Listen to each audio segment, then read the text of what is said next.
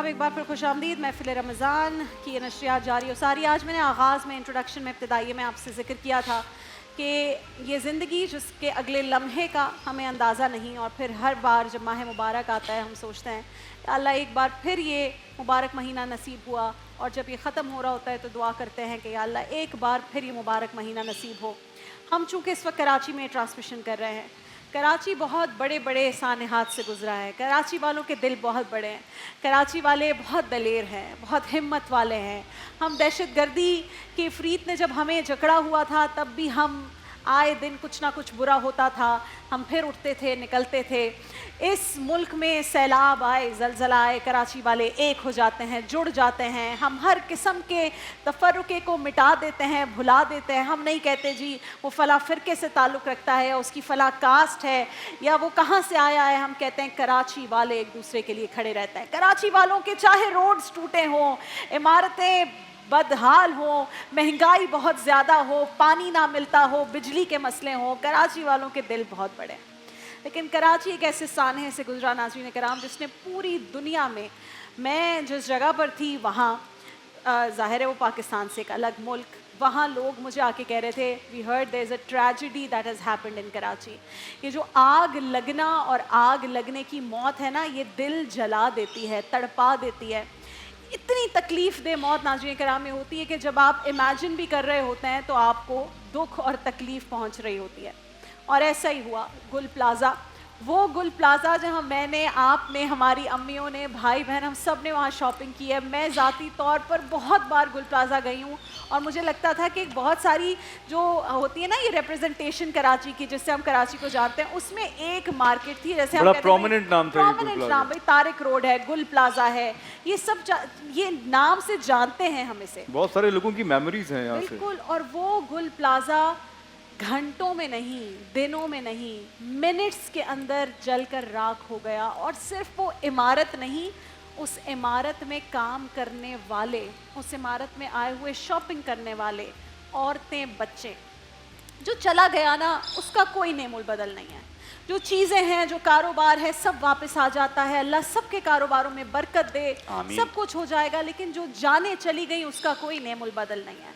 हम चाहे 100 दफ़ा कह दें किसकी जिम्मेदारी थी, क्या था, दिल सिर्फ जलता है इस बात पे कि सानहात पूरी दुनिया में होते हैं, लेकिन ये सानहा, इसे कंट्रोल किया जा सकता था। अल्लाह की मर्जी से होता है अच्छा बुरा सब कुछ, लेकिन यहाँ पर एक सिस्टम के ज़रिए इसको रोका जा सकता था।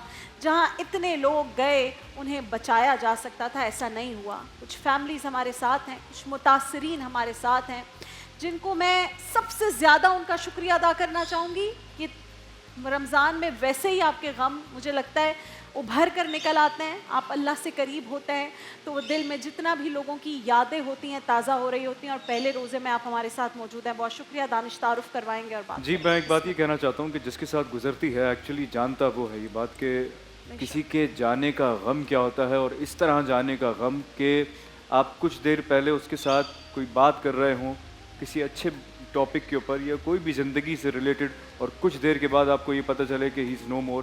तो वो जो एक फीलिंग है ये वही बंदा जान सकता है जिसके साथ ऐसा हो के गुजरे हो।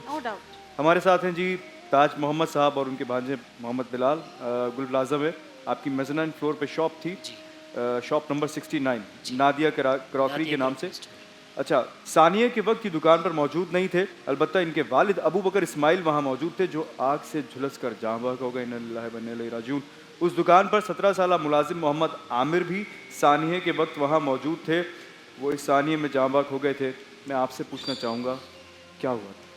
सर, जैसे कि आपने कहा फरमाया कि शॉप नंबर 69 मेज़नाइन फ्लोर गुल प्लाजा में हमारी शॉप थी, नादिया क्रॉकरी के नाम से। मैं, मेरे वालिद साहब और हमारी दुकान के एक वर्कर मोहम्मद आमिर, हम तीनों साथ होते थे। हफ्ते वाले दिन मैं 9:30 पर, जैसे मैंने आपको बताया मैं एज आ प्रोफेशनल नात रिसाइटर हूँ, मैं एक जगह महफ़िल पढ़ने गया था। 9:30 पर मैं अपने वालिद साहब से नात के लिए गए थे आप? जी, एक जगह महफ़िल करने गया था। मैं 9:30 पर अपने वालिद साहब से इस तरह इजाज़त लेके गया कि चले जी अबू मैं जा रहा हूँ। 11 बजे हमने एक जगह जाना था। हम दोनों का प्लान था कि 11 बजे हम एक जगह जाएंगे, मिलकर दोनों जाएंगे, इसके बाद मैं आ जाऊंगा और हम साथ मिलके चले आएंगे। 9:30 पे मैं निकला। 10:32 मुझे एक फ़ोन आया मेरे वाले साहब के नंबर से दुकान के लड़का फ़ोन कर रहा था। वो बहुत चिल्ला चिल्ला कर और बहुत ज़ोर से मुझे कह रहा था, ताज भाई आग लग गई है, गुल प्लाजा में आग लग गई है, आपके अबू बेहोश हो गए। मैंने उससे कहा कि अब पानी डाल, क्योंकि मुझे उस वक्त पता नहीं था कि आग की शिद्दत क्या है। मैंने कहा पानी डाल, मैं आ रहा हूँ, मैं पहुँच रहा हूँ। कहता है ताज भाई बहुत अंधेरा है, बहुत धुआं है, कुछ नज़र नहीं आ रहा। उसके आखिरी अल्फाज ये थे, आप आ जाओ हम मर जाएंगे। अल्लाह अकबर।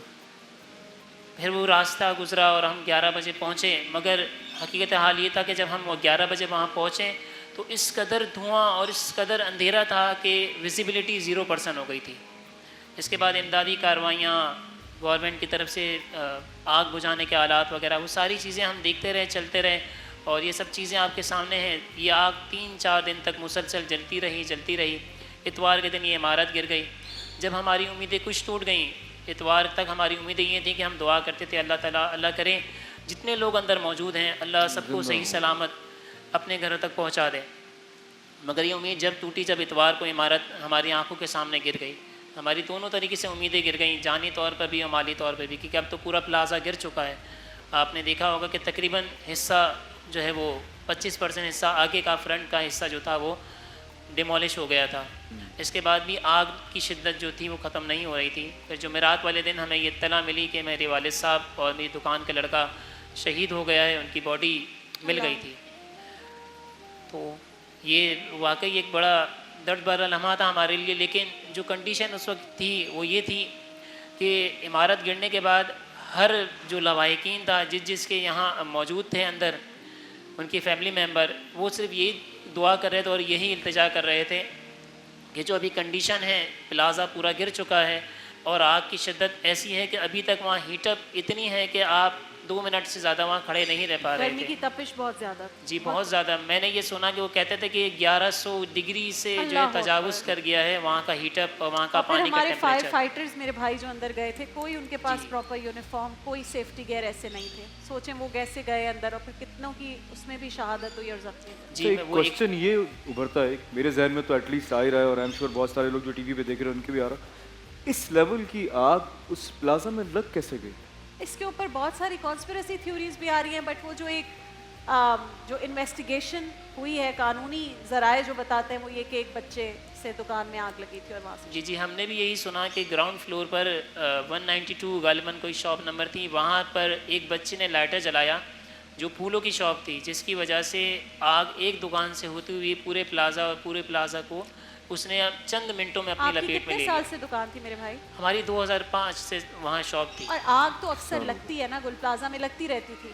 4 से 6 बार आग लगी है जब मुझे हमारी पता है, मौजूदगी मेरे में। न्यूज़ के पूरे करियर में अक्सर ही हमारे पास एक खबर आती थी गुल प्लाजा में आग लग गई, काबू पा लिया गया। जी बिल्कुल ऐसा तो कभी नहीं हुआ, इतने लेवल का तो कभी नहीं, कभी ऐसा नहीं हुआ। इससे पहले हमारी मौजूदगी में जब 2005 से मैं अपने वाले साहब के साथ था, हमारी शॉप रेंट की थी वहाँ पर, तो 3 से 4 बार आग लगी, मुख्तसर सा शॉर्ट सर्किट होता था। जी असल में प्लाजा माशाल्लाह बहुत बड़ा है, आपने सुना होगा 1200 दुकानें थी, देखा भी है। तो बेसमेंट, ग्राउंड फ्लोर, मेज़नाइन फ्लोर और फर्स्ट फ्लोर और सेकंड फ्लोर, थर्ड फ्लोर जो था वो पार्किंग पर मुनहसर था। तो कभी ऐसा होता कि ग्राउंड फ्लोर पर कोई किसी एक दुकान पर शॉर्ट सर्किट हो गया, तो होता ये था कि वहाँ की इंतज़ामिया जो कमेटी मैनेजमेंट थी वो चंद मिनटों के लिए या चंद घंटे के लिए उस हिस्से का ब्रेक डाउन कर देती थी, यानी कि लाइटें वहाँ की बंद कर दें, या अगर कोई ज़्यादा बड़ा शटडाउन होता तो पूरे गुल प्लाजा की लाइटें बंद हो जाती। हफ्ते वाले दिन भी यही हुआ, हमने सुना आग लगी, क्योंकि प्लाजा ऐसा था ना कि फर्स्ट फ्लोर पे क्या हो रहा है सेकंड वाले को नहीं पता, और ग्राउंड पे क्या हो रहा है ये मेज़नाइन वाले को नहीं पता। कैसे पता होगा? क्योंकि एक मार्केट थी, बंद मार्केट थी, क्योंकि नॉर्मल मार्केट ये होता है कि आप बैक पे क्या हो रहा है हमें नहीं पता। तो लोगों ने कहा आग लग गई है, हर एक ने नॉर्मल लिया कि हाँ यार आग लगी है, कमेटी वाले जाएंगे और आग बुझा देंगे, क्योंकि उन्होंने जो है वो शट डाउन कर दिया है। तो अब ये है कि इंशाल्लाह अभी नहीं तो थोड़ी देर में बुझ जाएगी आग, बुझ जाएगी और लाइट भी आ जाएगी। टाइम था तकरीबन 10:30 बजे का। लोगों ने कहा चलें जब तक हम अपनी दुकानें बंद करते हैं, तो हर बंदा अपनी दुकान में वाइंड अप करने में लगा। तो ये आग ऐसी फैली कि किसी को पता नहीं था। जब इससे पहले आपने कहा कि आग, तो इससे पहले होता ये था कि एक शॉर्ट सर्किट हुआ, एक दुकान जल गई, 2 दुकान जली। जब एक बार लास्ट टाइम आग लगी थी तो 4 दुकानें जली थी, मेज़नाइन फ्लोर पर ही आग लगी थी, लेकिन 4 दुकानें जली, इससे ज़्यादा दुकानें नहीं जली। ना कोई जानी नुकसान हुआ, माली नुकसान चलें जो थोड़ा बहुत था 4 से 6 दुकानों का वो हुआ, लेकिन अल्हम्दुलिल्लाह कुछ टाइम बाद दोबारा वही गुल प्लाजा अपने स्टेज पर अपनी जगह पे खड़ा हुआ था। हमारी दुआ है ज़ाहिर है ये तकलीफ़ अपने वालिद के चले जाने की और फिर इस तरह की मौत की, जैसे मैंने शुरू में कहा इसका नेमुल बदल कोई नहीं है, कुछ नहीं कर सकते। लेकिन हमारे ये भाई भी, हमारे एक और भाई हैं, उनसे भी बात करेंगे। लेकिन उससे पहले मैं सिर्फ ये कि मैंने, मेरी टीम ने, हम सब ने, दानिश ने, हमने मिलके एक छोटी सी कोशिश की है।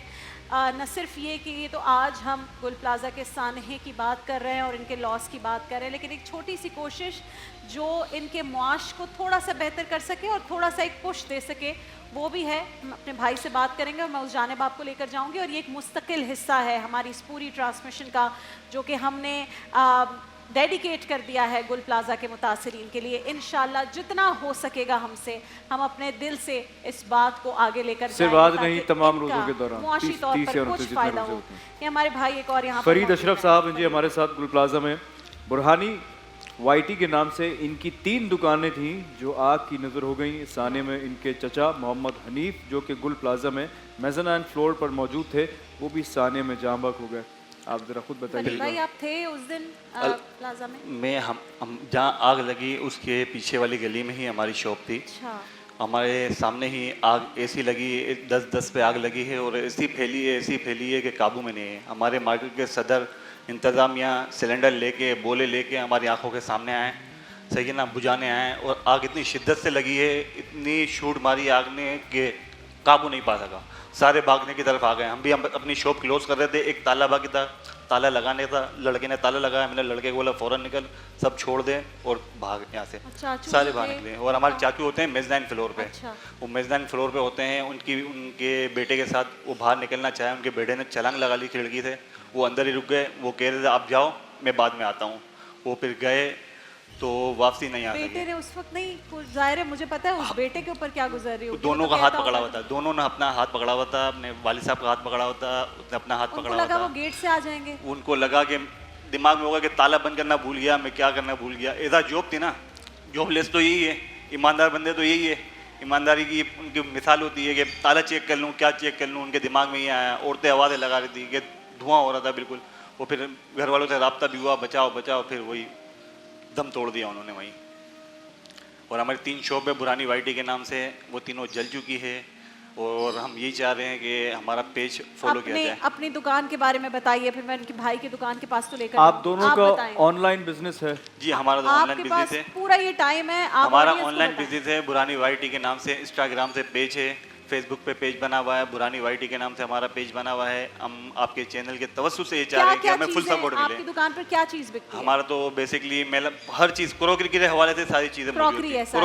क्रॉकरी के हवाले से सारी चीज़ें मौजूद हैं। अभी जब दुकान का जो सामान था वो तो खत्म हो गया, वो तो सब खत्म हो गया। गया। आप लोग के पास पीछे जो सामान था वो है अब ऑनलाइन। जो वेयर हाउस में सामान बच चुका है अभी उसी पे काम कर रहे हैं हम लोग। हमारा वेयर हाउस है सेंटर प्लाजा में 4th फ्लोर पे 4117, उसी से काम कर रहे हैं, ऑनलाइन काम कर रहे हैं, उसी बेसिस पे काम कर रहे हैं। हमारे भाई हैं। अच्छा आप मुझे दीजिएगा अभी जो भी आपकी डिटेल्स हैं आप दोनों की, आप लोगों का जो भी काम है वो मेरे पास, जो मेरा इंस्टाग्राम पे जितने फॉलोअर्स हैं, तो मैं वहाँ इंशाल्लाह पूरा कोशिश करूंगा कि आपको थोड़ी सपोर्ट मिले। और डिटेल्स स्क्रीन पर आ रही हैं। हमारे भाई, इनकी दुकान है, गुल प्लाजा में दुकान थी, माजरत, और अब ये ऑनलाइन काम कर रहे हैं। तो मैं चाहती हूँ आप इस इंस्टाग्राम पे जो इनकी डिटेल्स आ रही हैं उसको आप फॉलो कीजिएगा और फिर इनकी हम शॉप पर भी आपको लेके जाएंगे। हमारे एक भाई हैं जो अभी हमारे साथ यहाँ मौजूद थे, उनका हमने यहाँ पर पूरा दुकान का सेटअप लगाया है। उनके पास हम आपको लेकर जाएंगे एक छोटे से ब्रेक के बाद।